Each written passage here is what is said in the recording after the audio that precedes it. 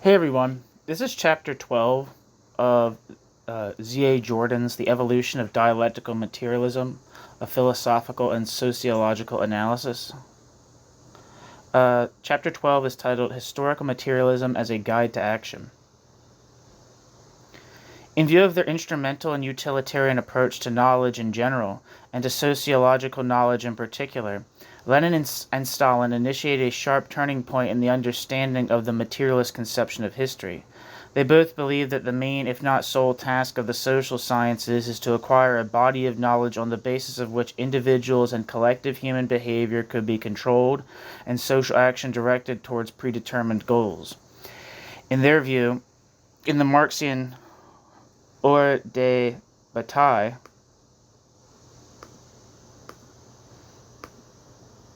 one second.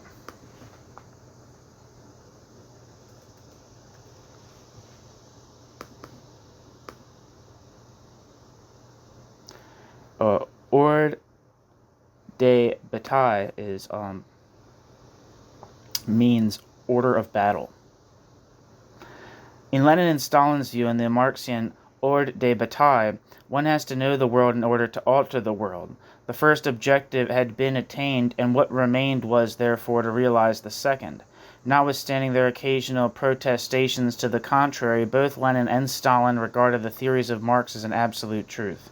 Quote, "The Marxian doctrine is omnipotent because it is true," end quote, wrote Lenin, and Stalin suggested that the expression, quote, "un-Marxian," end quote, "profoundly erroneous," end quote, mean exactly the same.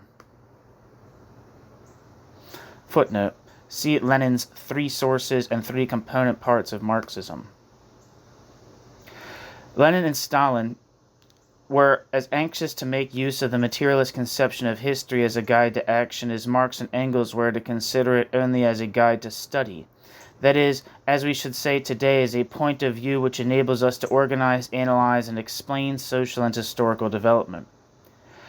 There is dramatic irony in the fact that Marx warned against the abuse of Marx's theories by conceiving his theories as a universal passe-partout to all events, for even very similar events which take place in different historical conditions lead to totally different results, in a letter written to the editor of a Russian journal.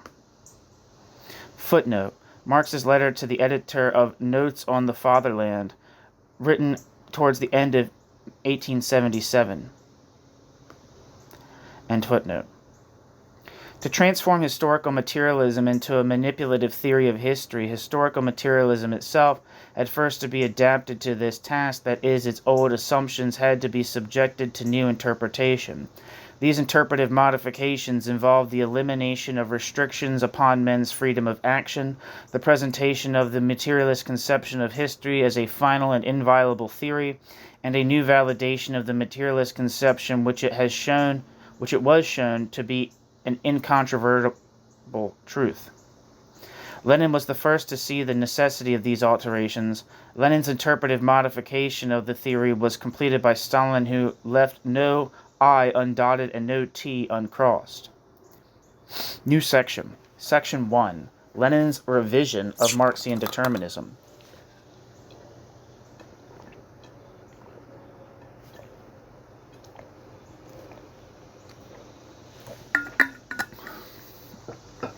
If the materialist conception of history was to become an instrument for the transformation of social reality to a predetermined scheme, the social and historical phenomena could not be conceived as due entirely to necessity, operating blindly like the elemental forces of nature.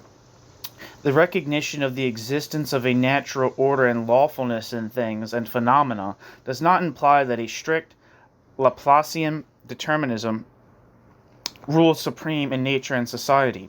Social life may conform to law and yet not be the manifestation of irresistible laws which make one event follow another inevitably, come what may. In his career, Lenin rightly observed that there is no incompatibility between determinism and moral responsibility, between historical necessity and the significance of individual action. Quote, "The idea of determinism, which postulates that human acts are necessitated and rejects the absurd tale about free will, in no way destroys man's reason or conscience or appraisal of his action, ... Similarly, the idea of historical necessity does not in the least undermine the role of the individual in history. All history is made up of the actions of individuals who are undoubtedly active figures. The real question that arises in appraising the social activity of an individual is, what conditions ensure the success of his actions? What guarantee is there that these actions will not remain an isolated act lost in a welter of contrary acts? End quote. Lenin. Footnote. For the discussion of the view that human action may be both causally determined and free, see M. Schlick, Problems of Ethics. End footnote. If social events take place according to definite laws, the discovery of these laws provides us with a firm foundation for action. By making use of these laws, individuals can be led in the desired direction and towards the end set in advance. This is a familiar idea discussed by Engels and Plekhanov in their examination of the relationship between freedom and necessity. The fact that to act in conformity to law does not mean to be subject to fate or to accomplish what was bound to occur in any event. As Plekhanov explained in his The Role of the Individual in History, conformity to law is not fatalism. It does not imply that every phenomenon occurs exactly as it had to occur. Neither does it follow from this assumption that there are no chance events, that accidents do not happen, and that talented or incompetent individuals never play a beneficial or disastrous role in history. All these things may occur under certain circumstances, only they cannot entirely alter the course of events determined by laws. There is, therefore, no contradiction in Lenin's belief that human action has efficacy and yet complies with definite laws of evolution. Like his predecessors, Lenin strongly emphasized the similarity between Darwin and Marx. While Darwin established the mutability and succession of species, Marx revealed the mutability and succession of the socio-economic formations of society. Both considered the phenomena with which they were concerned as a process of natural history, taking place in accordance with laws independent of the will and consciousness of men. The materialist conception of history should be conceived as the study of the rise, development, and decay of socioeconomic structures.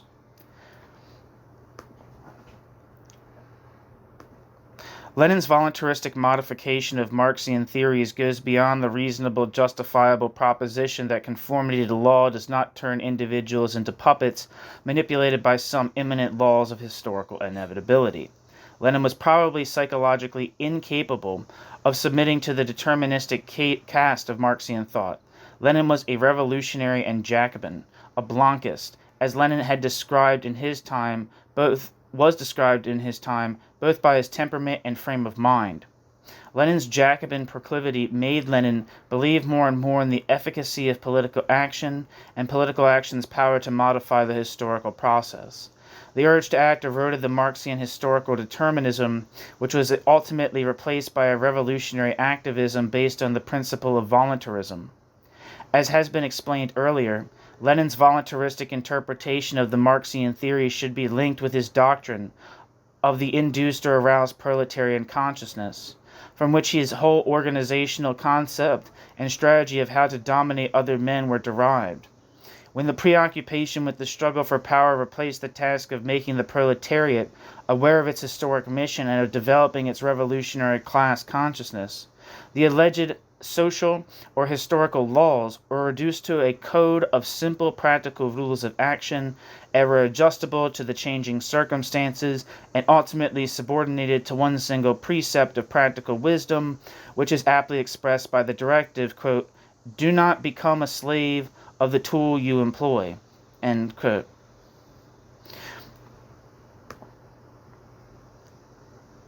Footnote, see A.J. Mayer's Leninism and Lenin's Marxism and Insurrection, where Lenin's purely pragmatic and technical approach to the problem of revolution is so very apparent. Throughout his life, Marx fought against voluntarism, represented in his time by historical idealism, and for the acceptance of determinism, which was an important component part of historical materialism. Lenin restored the old voluntarism within the Marxian tradition by substituting his own principle of activism for the Marxian principle of determinism. The basic revision entailed others. Marx warned against the excessive concentration on political aims and activity, for it encourages the workers to see the source of bad social institutions in will alone, and the means of their improvement in force. It obscures from the proletariat the roots of its misery, eclipses its social instinct, and distorts its insight into the mechanism of its own emancipation. For Lenin, the liberation of the working class could not be accomplished other than by the seizure of power. Lenin's conception of the party as the all-powerful history-making force found its ideological expression in the doctrine which, on the one hand, attributed to the will of the revolutionary, to his determination, militancy, and passion, and more generally to the ideas of men, a decisive role in the course of history, and on the other, underestimated or ignored the objective historical process, its inexorable conformity to law that sets rigid limits to rational social action. To use Plekhanov's words in his criticism of the Russian anarchist and narodniks, Lenin did not try to understand the historical laws and to direct his revolutionary activity in accordance with historical laws, but, quote, simply substituted his own conspiratorial skill for history, end quote, and, quote, laid new, straighter, and better beaten roads for her, end quote. Footnote, that's Plekhanov. Lenin's doctrine could be and was supported by a skillful selection of Marx's dicta, but it is incompatible with Marx's teaching. Marx warned explicitly against the view that considered pure will or deliberate design rather than actual conditions as the, quote, motive power of revolution, end quote, parenthesis, das Triebrad der Revolution, end parenthesis. To follow this course was to substitute idealism for materialism and revolutionary phrases for revolutionary development. Footnote: Marx's statement at the meeting of the London Central Committee of the Communist League, 15th of September 1850, quoted by Marx in Enthüllungen über den kommunistischen Prozess zu Cologne, or Köln. I think K-O with an umlaut and L-N is how you spell Cologne, like the place in German. Not sure. Anyway, end footnote. Quote, a revolution, end quote, wrote Engels, quote, is a purely natural phenomenon, guided more by physical laws than by the rules which in normal times determine the development of society, end quote. Engels compared the course of revolution to a whirlpool of the inexorable natural necessity into which the participants are pulled of their own will or against it sooner or later. Revolution cannot, quote, be made to order just as one makes a piece of flowered calico or a tea kettle, end quote. When it is prematurely engineered, neither practical necessity nor the instinct of self-preservation can secure its success. The rejection of the belief essential to the Marxian theory that the individual's freedom of action is narrowly restricted by his social and material environment led to the re-establishment of the pre-Marxian doctrine of society. Quote, Marx, end quote, wrote Lenin, quote, put an end to the view of society which, ... allows all sorts of modifications at the will of the authorities or, if you like, at the will of the government, end quote.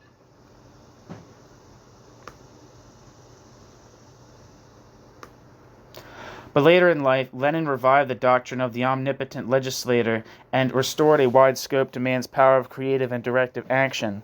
Lenin followed a course of action clearly incompatible with the Marxian view, which denied the possibility of an arbitrary interference with social and historical development, and assumed that effective human activity is restricted within limits narrowly defined by material conditions.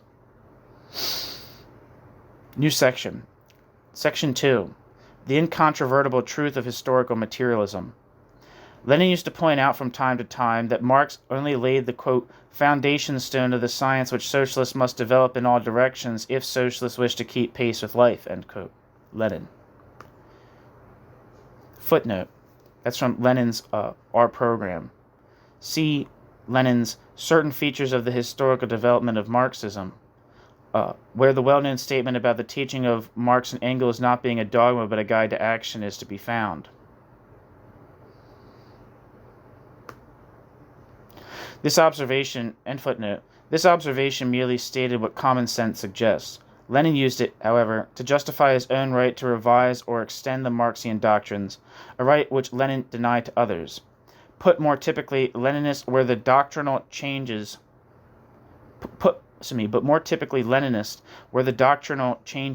which purported to be simply an exposition of what Marx or Engels really meant.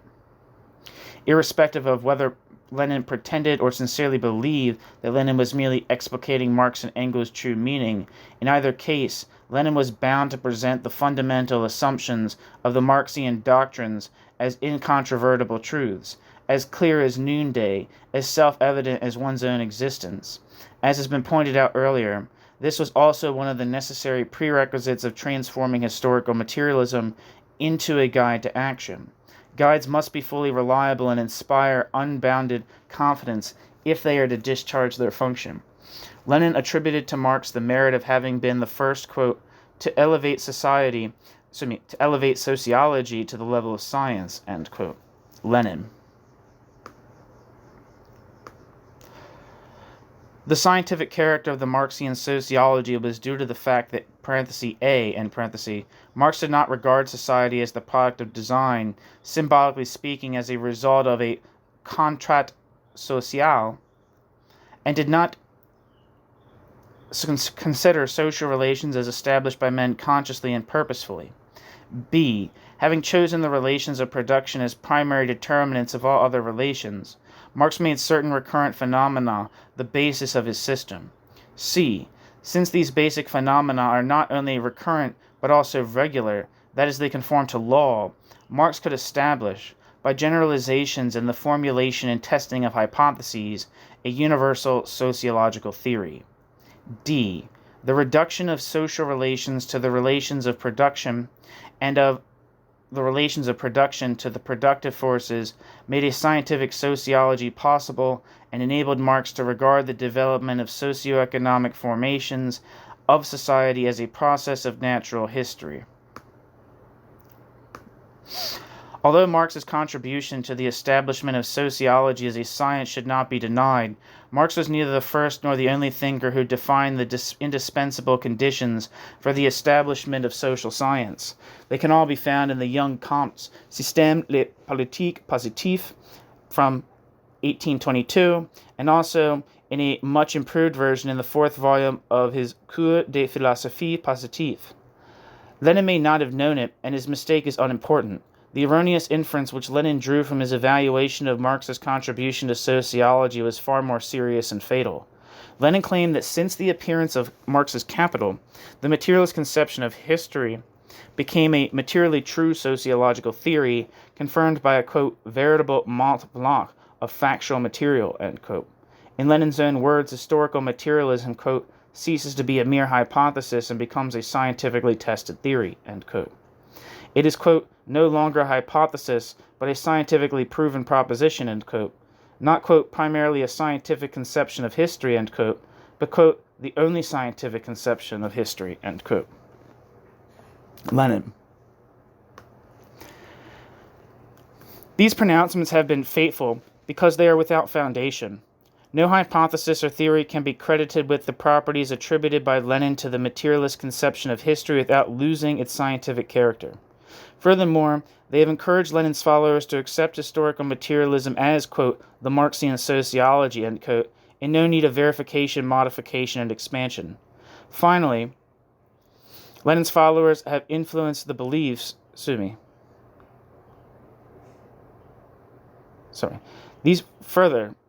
Finally, these pronouncements have induced the belief that in its application to human affairs, the materialist conception of history is as reliable and effective in producing the intended effects as are the laws of physics or chemistry in their capacity as instruments for initiating technical and technological change. Section 3. The deduction of historical materialism from genetic materialism. The transformation of the materialist conception of history into an unquestionable dogma was due to practical requirements. Lenin claimed, however, that historical materialism became a, quote, scientifically proven proposition, end quote, owing to a new metahistorical method of validation. Plekhanov was the first to say that historical materialism was rooted in dialectical materialism. Lenin went beyond Plekhanov's statement and announced that the materialist conception of history was a deduction from dialectical materialism. Although Lenin found many observations in Hegel's The Philosophy of History to be, quote, shrewd and clever, end quote, very good, end quote, or, quote, sehr wichtig, end quote, and even discovered in Hegel, quote, germs of historical materialism, end quote, Lenin was inclined to consider only the introduction as really important. Quote, most important is the Einleitung, end quote. Lenin commented, quote, where there is much that is magnificent in the formulation of the question, end quote. It's precisely in the philosophy of history, Lenin continued, that, quote, Marx and Engels made the greatest step forward, end quote. Compare with their achievement, even, quote, Hegel is obsolete and antiquated, end quote. Quote, the historical materialism of Marx was a great achievement in scientific thinking. The chaos and arbitrariness that had previously reigned in views of history and politics were replaced by a strikingly integral and harmonious scientific theory, which shows how, in consequence of the growth of the productive forces, out of one system of social life, another and higher system develops. End quote. Lenin, The Three Sources and Three Component Parts of Marxism.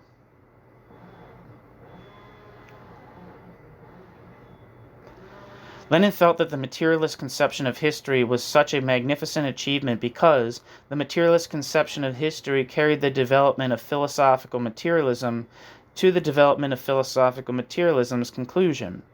The materialist conception of history extended the materialist perception of nature to the perception of human society. While the materialist conception of history gave an incomparable comprehensiveness to materialism, it was itself an instance of the consistency and fruitfulness of the materialist philosophy.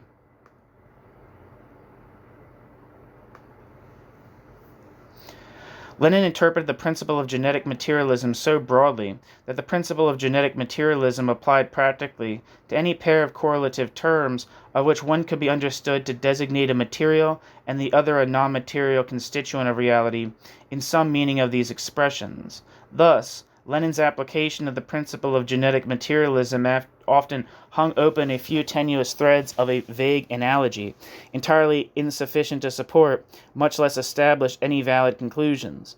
Lenin used, however, such analogies for deductions of far-reaching and important inferences. For instance, Lenin claimed that, quote, just as material causes underlie all natural phenomena, so the development of human society is conditioned by the development of material forces, the productive forces, end quote. Similarly, quote, since materialism in general explains consciousness as the outcome of being, and not conversely, materialism as applied to the social life of mankind has to explain social consciousness as the outcome of social being, end quote. On the basis of such indefinite comparisons, Lenin maintained that, quote, the discovery of the materialist conception of history, end quote, should be more appropriately described as, quote, the consistent continuation and extension of materialism into the domain of social phenomena, end quote. Lenin. Lenin also established a connection between historical and dialectical materialism by means of the philosophical concept of matter and the concept of reflection. Again, it is the vaguest kind of analogy that paves the way for the inference of conclusions of fundamental and wide significance which are claimed to have been established by rigorous and infallible methods. Quote, consciousness in general reflects being, that is a general principle of all materialism. It is impossible not to see its direct and inseparable connection with the principle of historical materialism. Social consciousness reflects social being. Just as man's knowledge reflects nature, i.e. developing matter, which exists independently of him, so man's social knowledge, i.e. man's various views and doctrines, philosophical, religious, political, and so forth, reflects the economic system of society. Materialism in general recognizes objectively real being, matter, as independent of the consciousness, sensation, experience, etc. of humanity. Historical materialism recognizes social being as independent of the social consciousness of humanity. In both cases, consciousness is only the reflection of being, at best and approximately true, parenthesis, adequate, perfectly exact, and parenthesis, reflection of it, end quote.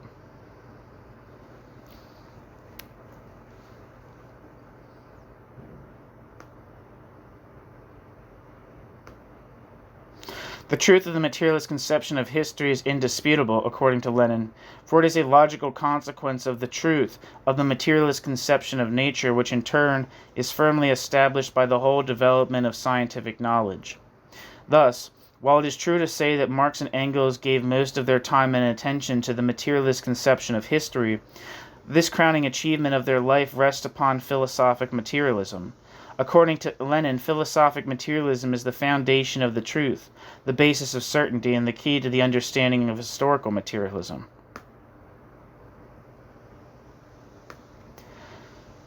New section, Section 4. Stalin's codification of Leninist revisionism. Stalin accepted Lenin's conclusion as the basic premise of his whole philosophy. Stalin's entire exposition of historical materialism is based upon the assumption that dialectical materialism logically implies historical materialism. This premise is important not only for theoretical but also for practical reasons. Stalin made use of it to deduce from dialectical materialism definite basic rules of action which were to guide the party of the proletariat in its policies and practical decisions.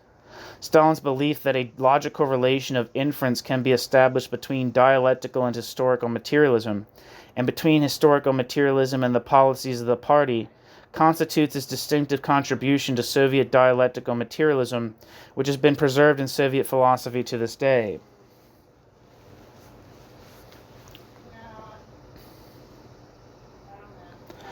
The questioning or rejection of Stalin's view on the logical relation between dialectical and historical materialism and the claim that the problem should be re-examined as the position is logically unacceptable can be found only rarely among Marxian scholars today.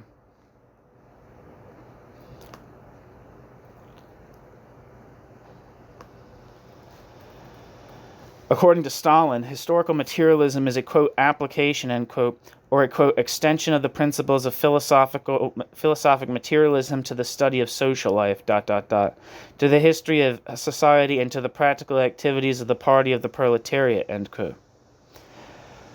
Stalin.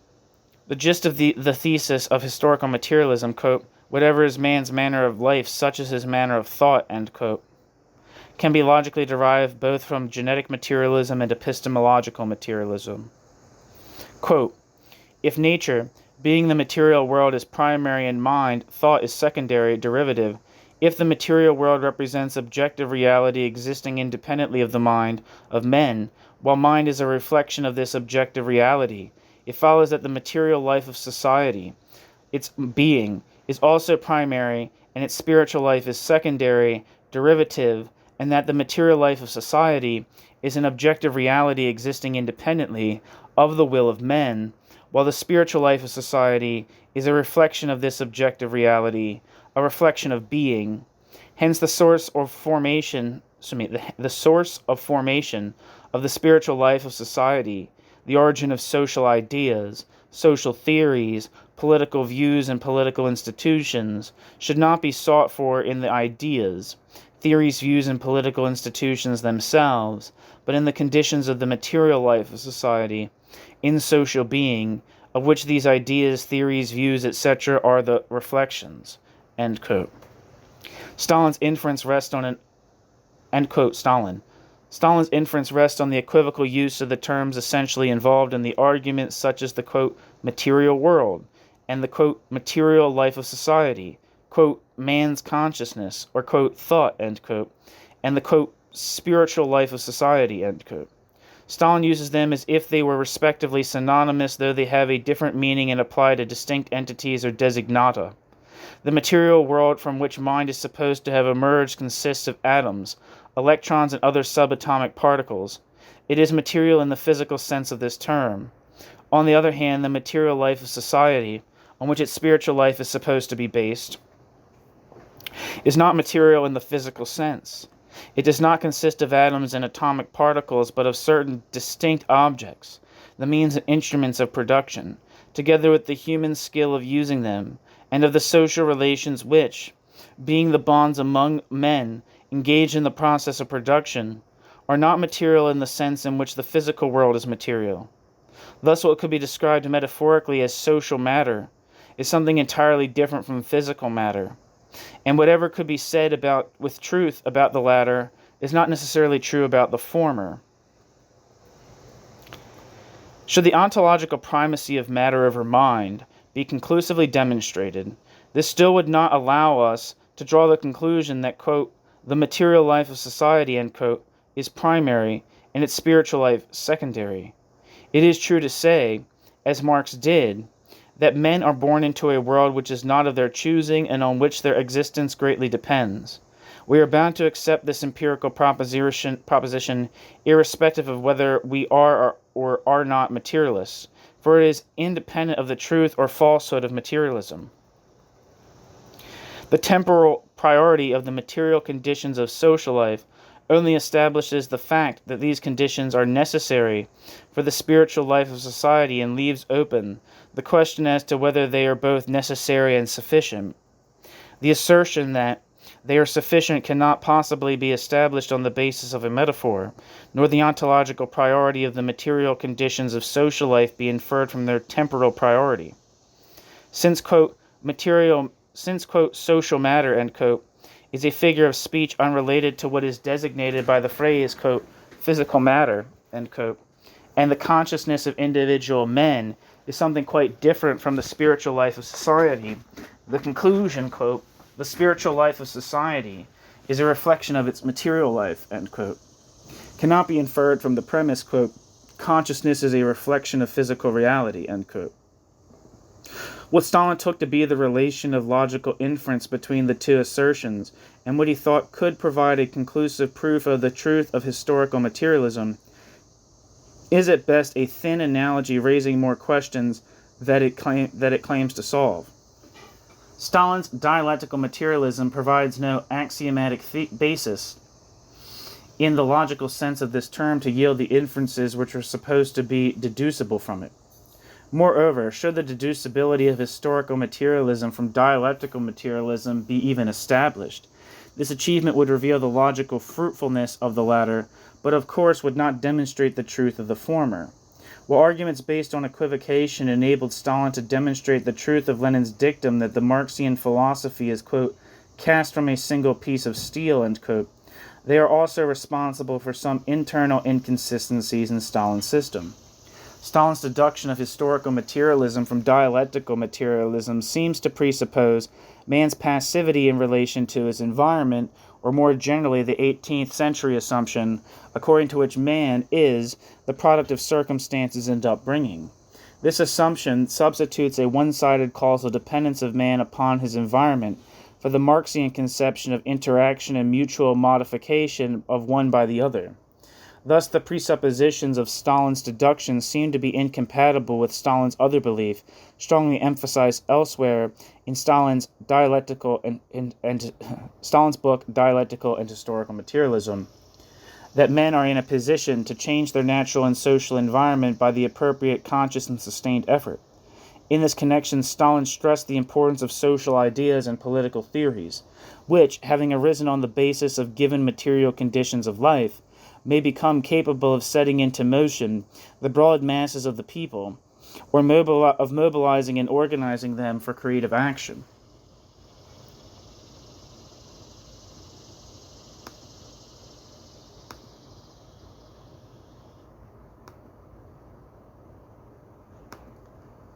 Where am I?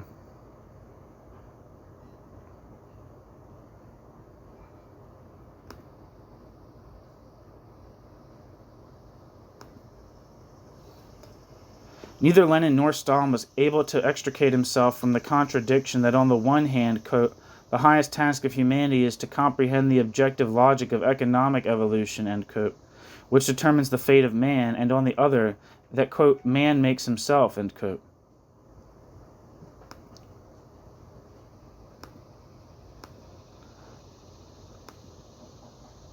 Stalin stressed either one or the other of these maxims depending on what the social circumstances and political expediency demanded. With the requirements of consistency, he seems to have been little concerned. There was another fatal flaw in Stalin's viewpoint concerning the relation between dialectical and historical materialism. Up to a certain point, the socio-cosmic conception of dialectical materialism favored the voluntaristic interpretation of the Marxian doctrine, for it helped to show, however erroneously, that the policies of the party were not arbitrary decisions of individuals. Being an application of scientific knowledge, the policies of the party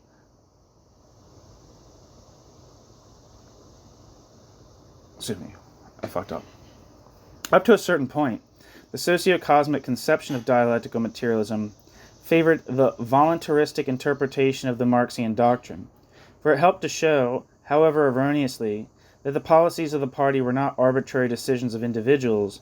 Being an application of scientific knowledge, they constitute an integral part of it. On the other hand, however, dialectical materialism formulated in socio-cosmic terms defeated its own purpose, for no human action seems to be capable of altering the development of events. If this development is conceived as a piece of the unique cosmic pattern, or an instance of how the cosmic forces, strictly determined in accordance with the universal laws, operate in nature, man, and society. The voluntaristic interpretation of the Marxian doctrine presupposes the recognition of the effectiveness of human action and of the organizing and transforming power of ideas, which dialectical materialism in the socio-cosmic interpretation tended to reduce to nothing. Dialectical materialism, formulated in socio-cosmic terms, came into conflict with the requirements of practical and political action in general and of voluntarism in particular. New section. Section 5. Two versions of historical materialism in Stalin. The application of the socio-cosmic conception of dialectical materialism, unfavorable to voluntarism, were firmly rejected by Stalin as, quote, vulgar materialism, end quote. The recognition of these implications, Stalin said, would make the party redundant and its activities superfluous. To justify the refusal of accepting the implications of his own premises, he reformulated the original conception of the relation between social being and social consciousness, and brought it into line with the views of the older Engels and Plekhanov.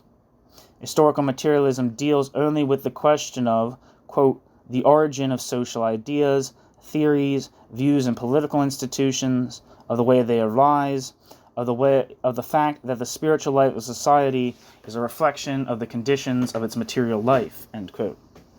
Historical materialism does not deny, however, the significance of social ideas and political institutions in history, and emphasizes the important role of these factors in the life of society, such a denial would imply sinking to the level of, quote, vulgar materialism, end quote.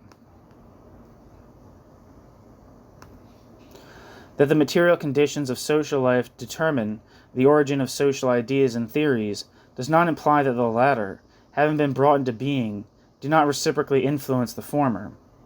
The second, revised version of the materialist conception of history accepts interaction rather than one-way interaction. Accepts interaction rather than one-way action as the fundamental category of determination in social matters. Consequently, the superstructure, besides being a product of the material basis, may act back upon the superstructure's basis to help to maintain, modify, or strengthen the very conditions from which the superstructure arose. Quote, the superstructure is a product of the basis, but this by no means implies that the superstructure merely reflects the basis, that the superstructure is passive, neutral, indifferent to the fate of the superstructure's basis, to the fate of the classes, to the character of the system. On the contrary, having come into being, the superstructure becomes an exceedingly active force, actively assisting the superstructure's basis to take shape and consolidate itself, and doing its utmost to help the new system to finish off and eliminate the old basis and the old classes, end quote. Stalin.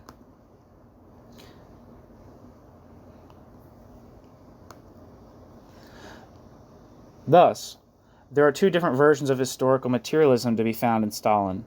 The first, derived from dialectical materialism, in dialectical materialism's socio-cosmic formulation, seems to imply that human will is powerless and spontaneous human action is either impossible or bound to be ineffective. According to this understanding of the materialist conception, the rise of new productive forces and the change of the relations of production do not take place, quote, as a result of the deliberate and conscious activity of man, but spontaneously, consciously, independently of the will of man, end quote.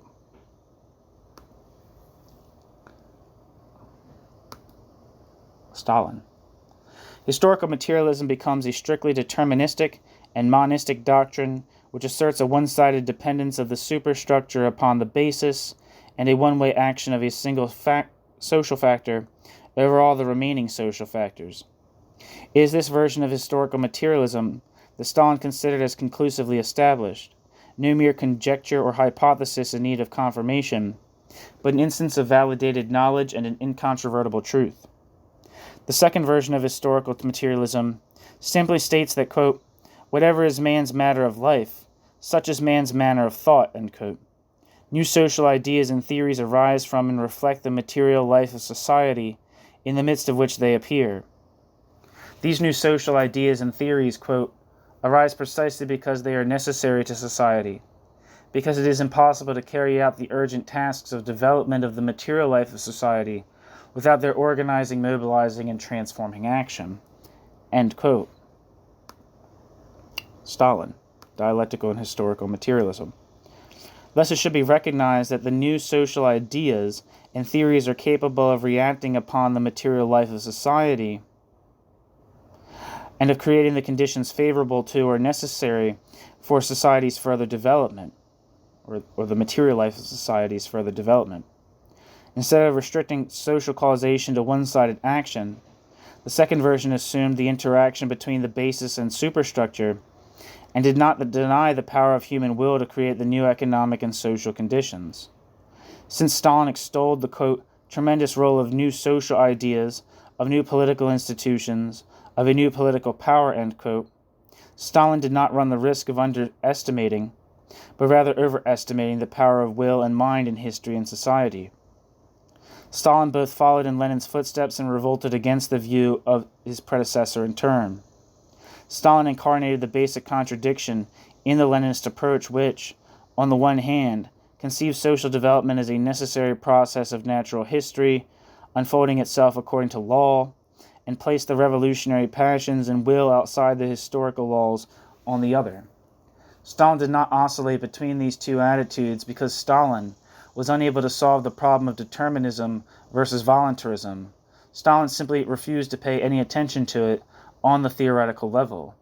As Stalin saw it, the question as to whether revolutionary policy should be subordinated to the historical process or not was a practical, not a theoretical one.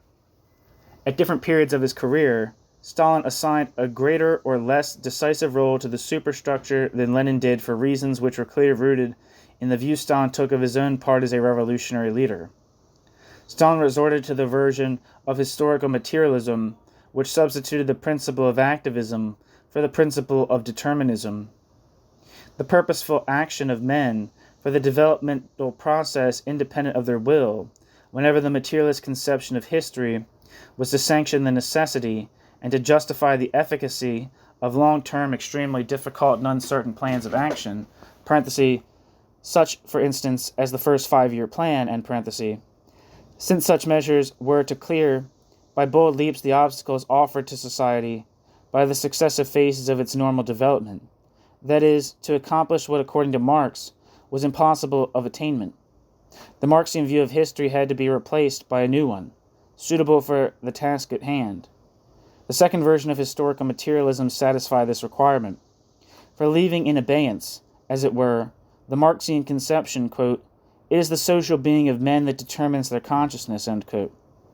It was able to demonstrate that not only the basis produces its superstructure, but also the superstructure may bring its own basis into existence.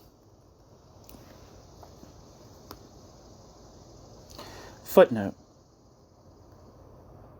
Stalin in EPS, which I'm not sure Is that Economic Problems of Socialism? I'm not sure.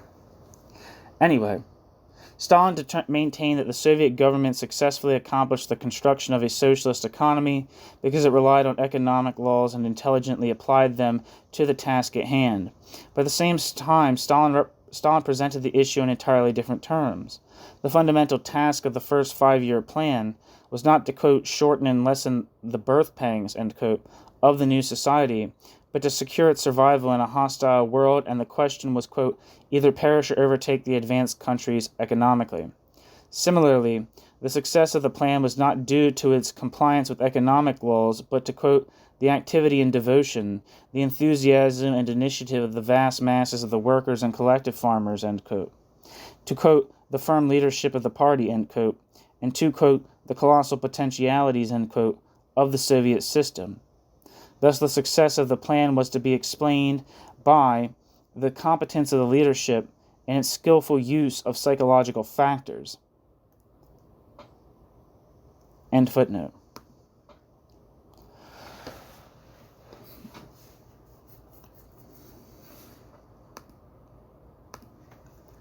The apparent incompatibility of the new formula with the Marxian assumption was not removed but only concealed.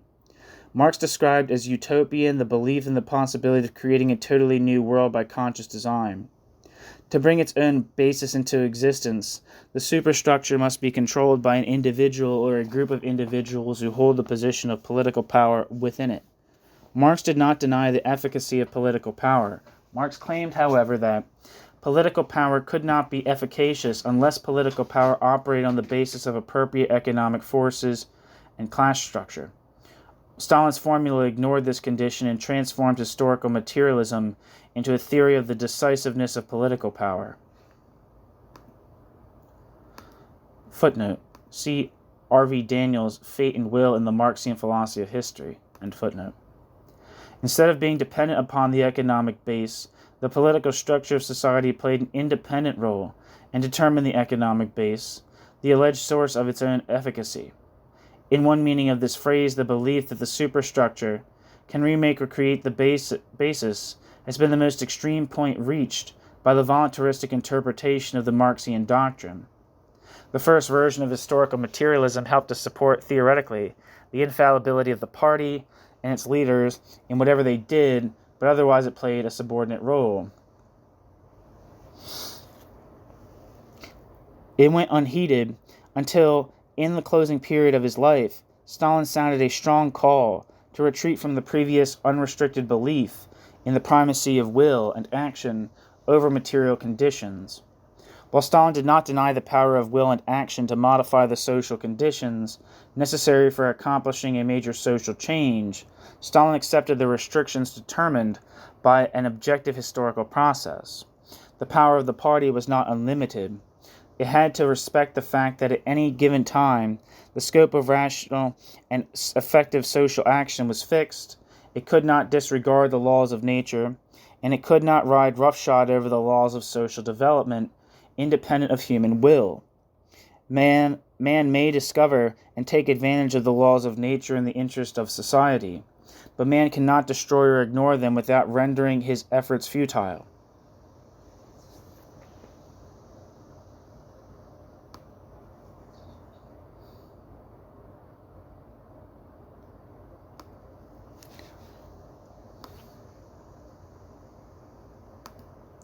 Stalin encouraged the trend to shape goals and objectives with due attention to the restrictive power of external circumstances and not to expect that a whole historical stage, dividing socialism and communism, could be cleared by a bold leap. Stalin's oscillations between the two incompatible versions of historical materialism can be considered in a twofold way. Generally speaking, there seems to exist a correlation between the perception and interpretation of the universe and the social world on the one hand, and the plans of action on the other. Moreover, a certain point of view concerning the universe and society is adopted because it is bound up with and grows out of a certain social reality of which the planner and actor is a part.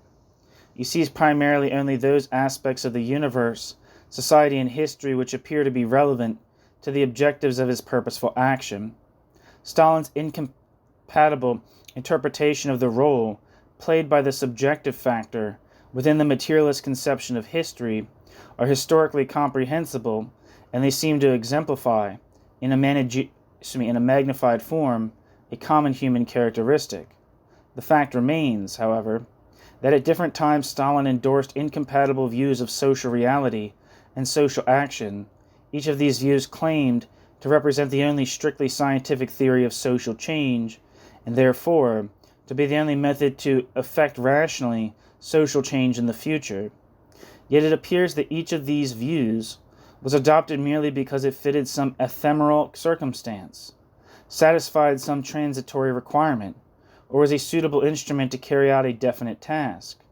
Stalin himself explained in a moment of frankness that theory has advantages for a revolutionary movement, provided that it is able to, quote, answer the questions raised by practice, end quote.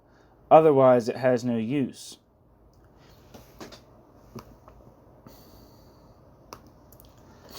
In a sense, it is not the reversal of the Marxian doctrine about the relationship of men's consciousness to men's social existence, but the oscillation between incompatible conceptions, evaluated solely from the point of view of their momentary practical efficacy, which constitutes the most extreme form of voluntarism. In this most extreme form, voluntarism no longer has any theoretical foundations and can be reduced to a single and simple rule, quote, stat pro ratione voluntas.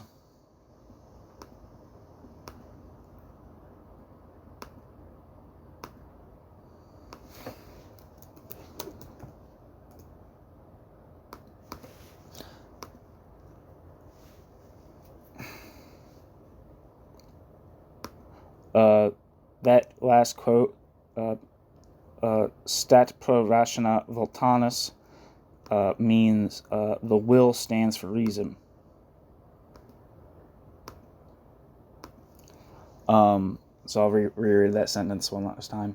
In this most extreme form, voluntarism can no longer has any theoretical foundations and can be reduced to a single and simple rule, quote, stat pro ratione voluntas, end quote, which again is the will stands for reason. Okay, so that's the end of chapter 12. Thank you so much for listening. Next chapter, chapter 13, is titled The Concept of Scientific Socialism.